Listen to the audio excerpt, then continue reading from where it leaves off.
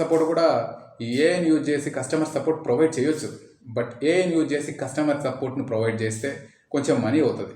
మనం main strategy ఏంది, drop shipping organic స్టైల్లో చేయాలి. కస్టమర్ సపోర్ట్ ప్రొవైడ్ చేస్తే ఆర్టీఓస్ తగ్గుతాయి. ఆర్టీఓస్ తగ్గినప్పుడు మనకు ప్రాఫిట్ మార్జిన్ నుంచి మనీ అనేది కట్ అవ్వదు. మనీ కట్ అవ్వకుండా ఉండాలంటే ఆర్టీఓ ఛార్జెస్ రిడ్యూస్ చేయాలంటే కస్టమర్ సపోర్ట్ని మనం ప్రొవైడ్ చేయాలి. సో ఈ పెయిడ్స్తో కంపేర్ చేస్తే ఆర్గానిక్ స్టైల్లో మనం రెగ్యులర్గా మనం ఇలా చేస్తూ ఉంటే కొన్ని వీడియోస్ వైరల్ అవుతాయి.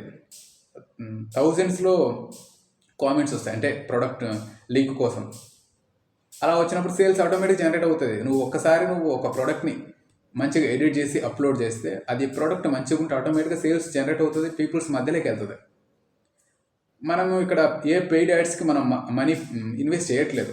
ChatGPT సపోర్ట్ తీసుకున్నాం, ఎవరో ఒక కంటెంట్ క్రియేట్ చేసి పోస్ట్ చేసిన వాళ్ళ వీడియోస్ని మన స్టైల్లో మనం